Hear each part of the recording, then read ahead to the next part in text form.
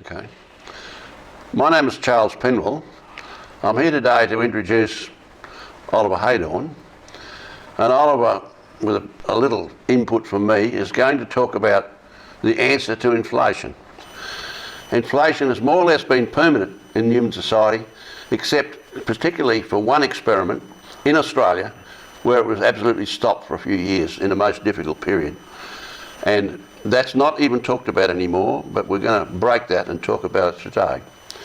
Oliver has a background teaching philosophy as a professor in American universities, but of recent years he's withdrawn from that and has been involving himself with research in economics, and that is part of the reason why he's here today making this video and sharing some of his research with us. Yes, well thank you, Chess.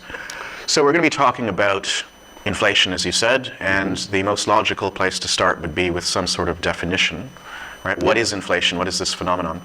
And probably the most general definition that we can come up with is the idea that when inflation occurs, it means that there's an increase across the board in the general level of prices of goods and services. Yeah.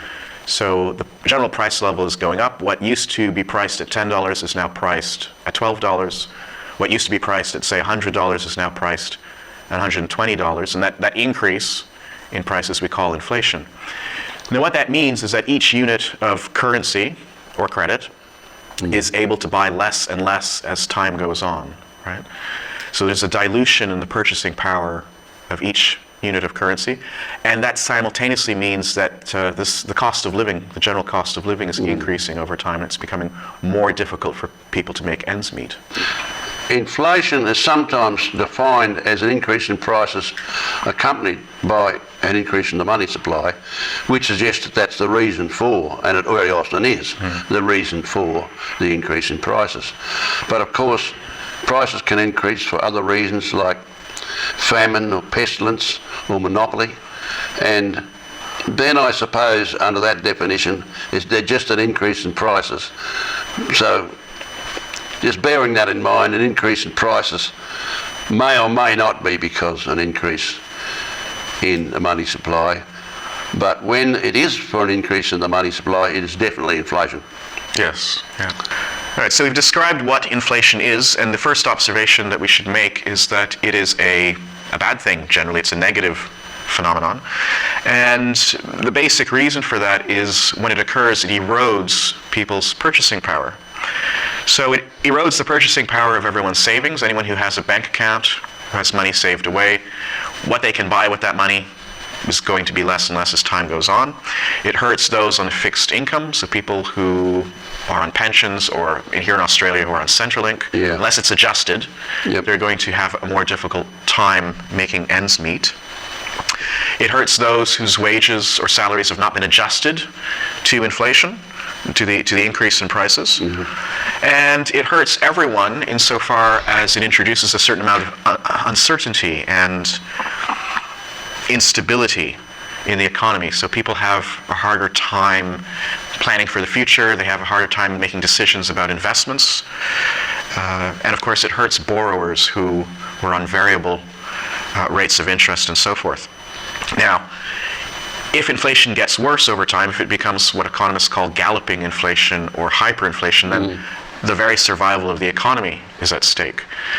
So inflation, it's not a good thing, but it can become a very, very dangerous thing if it's allowed to get out of control. And that's something we want to sort of keep in people's minds, that it's... Ultimately, it brings a breakdown in trust. And when scarcity prevails and there's no trust, then everybody starts to defend themselves, and the basis of all greed is scarcity, or the threat of scarcity, so you get those sort of problems. But one of the other things that inflation does is allow us to pay back our debts with lower value. It's not just the currency, well, it is the currency that loses its value, but debts can be repaid with less value. Now, it may be that interest rates and so on impinge on that, but one of the reasons I think that inflation hasn't been fought tooth and nail, because it allows people more readily to repay their debts, Yes. which in a sense allows them to go on inflating the economy because the debt is being lessened somewhat. I can't really explain why we don't address ending inflation, but that could be a reason. And certainly it got to the point where economies completely broke down, as they did in Germany in the 20s, and more recently in Zimbabwe, I think in the 1990s. In Venezuela. It was just impossible. What you could buy for a note in the morning, you need a wheelbarrow of notes in the afternoon, and this sort of thing. And it so destroyed society in Germany that, it made the population open to all sorts of outrageous auto-suggestions and calling for a strong man, and all sorts of things happened as a result of that. Right. So this is the advantage, or the putative advantage of inflation, is basically it helps both the private sector and governments to inflate away the size of the debt. Right. So past debts then don't become quite as burdensome or quite as onerous if the general price level is going up and the money supply is being increased and so forth. Yeah, if a bag of potatoes was worth $10 last year, and you had a debt of $10, you could pay it off with a bag of potatoes. But if a bag of potatoes is worth $20 this year because of inflation, you can pay off your $10 debt with half a bag of potatoes. Right. That's about how it works in relation to the real world. Right. So we would suggest basically that historically inflation, a certain rate of inflation has been tolerated, probably for this reason. Yep. But even so, if that gets out of hand, the whole economy is threatened. Yeah. So The whole thing could fall down. And that's happened quite often. There's a lot of illusory things that happen with inflation too. Like people think they're getting richer because the price of their house is going up in numbers. But if they sell their house, they'll only get enough money to buy a house of equal value, no matter what the inflation rate is, If it's just a one-for-one sort of That's exchange. right. They've only got the price of the house in that economy of that value, and you can't buy a house and buy two of the same value. All you're doing is getting inflated numbers. And that can be of advantage if you're going to go and live in a tent because you get enough money to buy a lot of hamburgers and Coca-Colas. Other things. Certainly in my country that wouldn't be a viable option because it's too cold. It's a bit cold there, yeah. Yeah, well, that's right. Well, we could probably do a bit better in a Gunya here.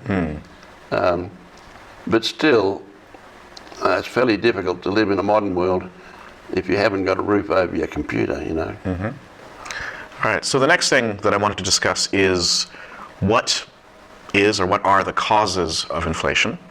We've touched on this a bit earlier, but it's worth exploring again. The most common explanation for the phenomenon of inflation is what is referred to as demand pull, right? So some people will say, well, if inflation is happening, it's because there's too much money chasing too few goods. That's it. Right?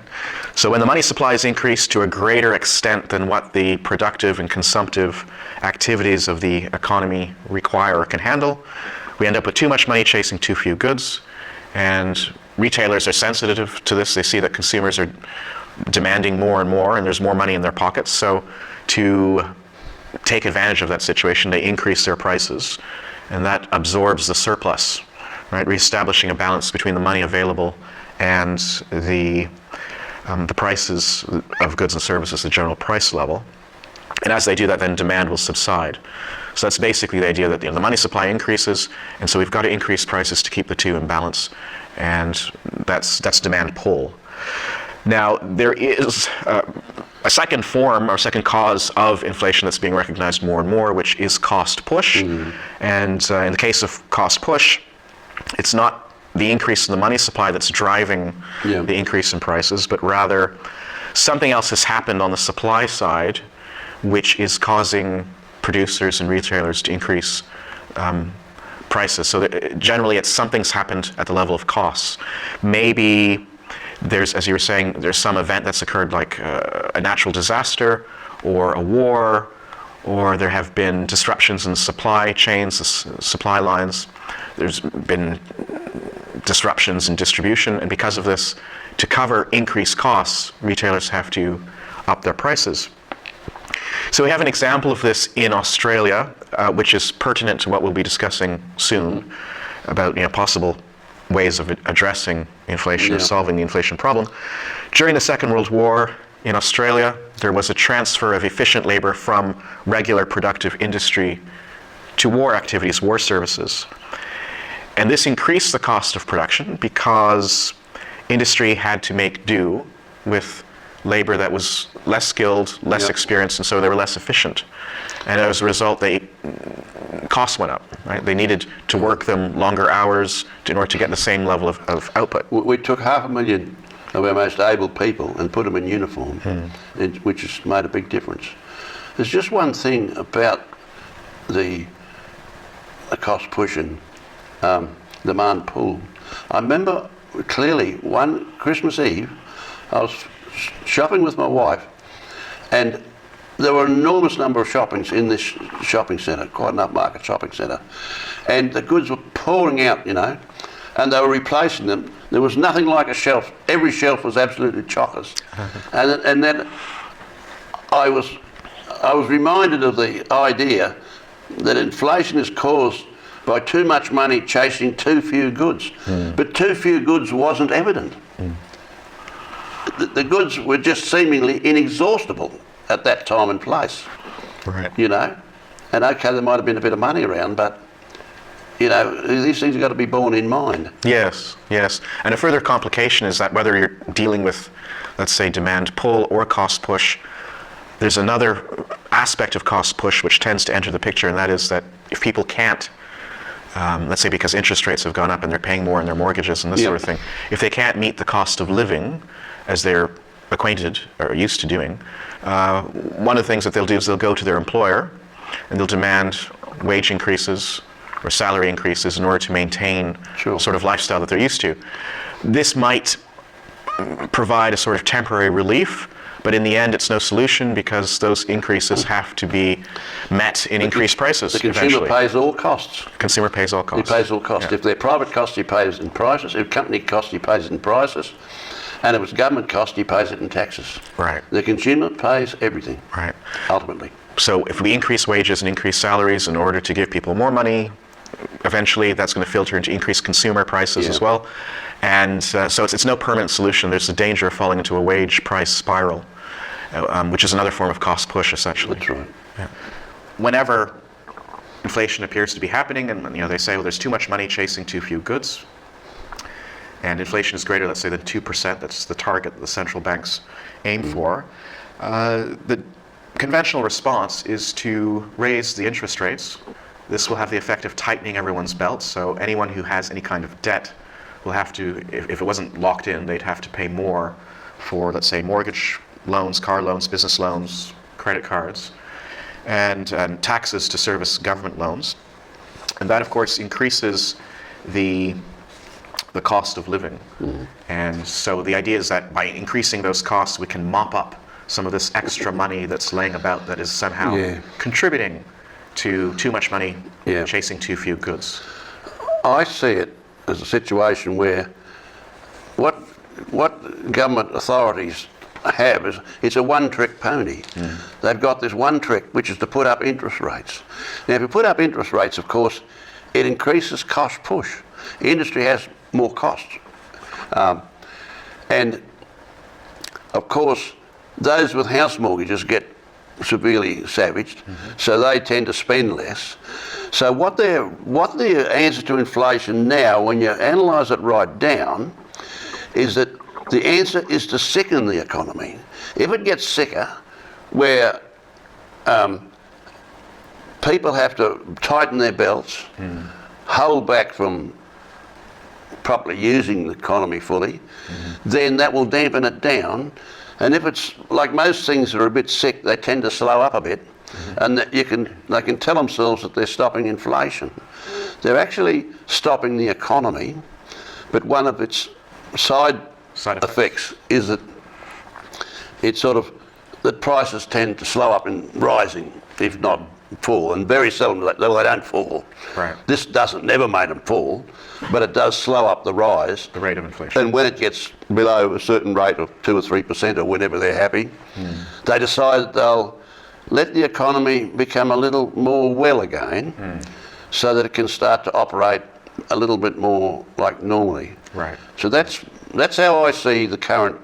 And they're not trying to stop inflation. Nobody talks about stopping inflation. They talk about controlling it. They only want to control it. They don't want to stop it. So there's a lot of collateral damage that's involved with this method of trying to slow the rate of inflation, right? You've got bankruptcies, You have stress. people lose their jobs, Yep. people lose their Marriages homes. break down. Yeah. There's all sorts of side effects Fallout. like that. Which, if there is a means of stopping inflation, that's all unnecessary. You don't have to make the economy sick to Right. control inflation. Yes. I was thinking that this method of trying to respond to the threat of inflation is sort of analogous to the use of chemotherapy in allopathic medicine, because Exactly. when someone has a cancer diagnosis and you go to a conventional doctor to treat it, the whole idea is that we will inject your body with poisonous chemicals in the hope that these poisonous chemicals will kill the cancer cells before it kills the healthy cells. Yes. Right? And so that's why chemotherapy is such a terrible, unpleasant experience for a lot of people, because you are injecting yourself with something that's not supposed to be there. Yep. And so it's somewhat analogous in that they realize inflation is a problem beyond a certain level, Yep. and they're trying to reduce it, but there's a lot of fallout there. Yep. Before they can declare the threat has passed and we can return to something resembling normalcy. Yeah, stop curing the thing so that the patient can become normal and healthy again. Yes. Yes. It's a bit like that, you know. And if it's wholly unnecessary, well, that's another matter, and we believe it is wholly unnecessary, of course. So you end up with a situation where consumers are lacking in purchasing power. They can't maintain the standard of living. They can't buy the things that they were accustomed to buying. And so businesses, in order to survive in that environment, what are their choices? One of the things that they can do is to not increase prices in keeping with their costs, but to basically subsidize the consumer out of their own private stores of capital for however long that they can do that, in the hope that business conditions will eventually improve. Yeah. And so that is essentially what's happening, is that the raising of interest rates is forcing businesses to provide something like a consumer price discount. It forces businesses to sell at a loss so they can keep going. Correct. And that tends to bring prices down to some extent. But it's depreciating, it's taking away from businesses' reserves or adding to businesses' debts. And as soon as that stops, of course, that's all got to be replaced. Right. So we go rushing ahead again. So the advantage of what we're proposing is that it benefits not just the consumer, but also the business world. That is right. The amazing thing about this is that those figures we're quoting are from the Australian Bureau of Statistics, though these numbers were put down in the annual yearbook, number 37, which was produced in 1946 and 47. And they gave a full account of this whole process and what it meant and how it stopped inflation and how it didn't when it wasn't used. And so it's authoritative. It's not us saying this. This is the official government publication saying, yes, we can stop inflation. We have done it. This is exactly how we've done it. And it worked. Yes. But I've known about this, 30, 40 years. I've never seen it mentioned in the major media. Right. This is something that never happened. You could never stop inflation. No, you can't stop it. We just try to control it. So we've got to say, well, hang on. Let's go back to number 37. It's easy to discover there, and it's quite well explained and fully explained. And when we've had enough, when we're sick of inflation, we want to stop it, we can do it. But if we go on saying people, well, we want some of it or a bit of it and we'll control it and we won't let it get out of hand, it's going to go on forever. Yes. The other interesting thing is the Curtin government was a Labour government. Yep.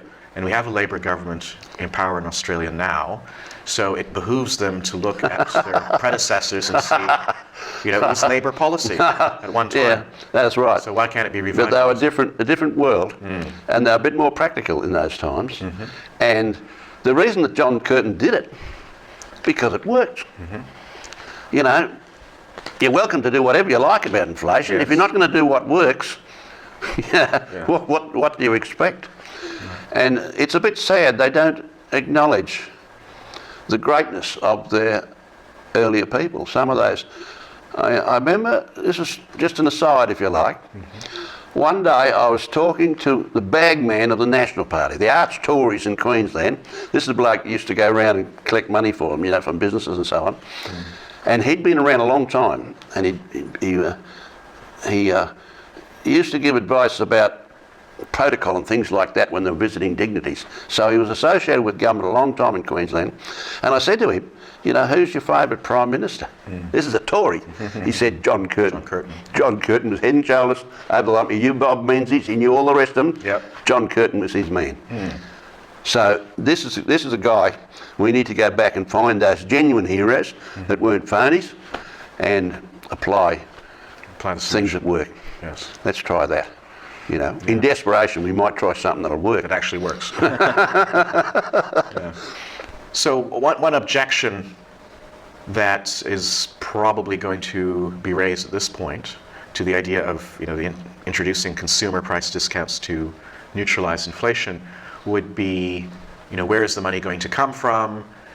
If this means increasing public debt, then eventually that public debt is going to have to be serviced, and so you'll be giving with one hand and taking back with the other. And is this really a long-term solution? Now, as far as I understand it, yes, the Labour government during the Second World War did manage to stop inflation and even to reverse inflation, but it was done purely within the realm of orthodox finance. And there's an important piece of the puzzle here where we want to suggest, yes, price discounts are the way to go, but we can do something even better than what the Curtin government did insofar as through introducing some form of monetary change, monetary reform, we can actually fund it in a way that is not going to increase the public debt and so will not put a burden on, let's say, future generations.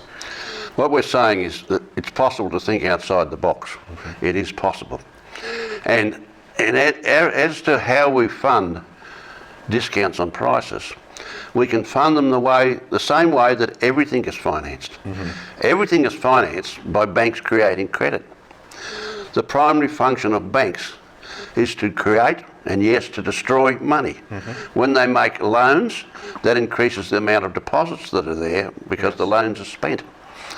And bank deposits are what we use as money now. Not notes, not coins, very little, less than 2%. Our money supply is bank deposits. Now, they create bank deposits when they make loans. And when they insist that they're paid back, that destroys money. The banks, half of their function is in destroying money. So what we're saying is that it's possible, if we're going to look at creating money, which we are, and it's the only way we get it, we can create it with a plus sign in front of it or a negative sign. If it's got a negative sign, it's debt and it's got to be repaid. If it's a plus sign, it can go into the economy and actually cancel out some of the debt. So we can create money with a positive sign in front of it that will not only reduce prices and stop inflation, stop it, not control it, stop it.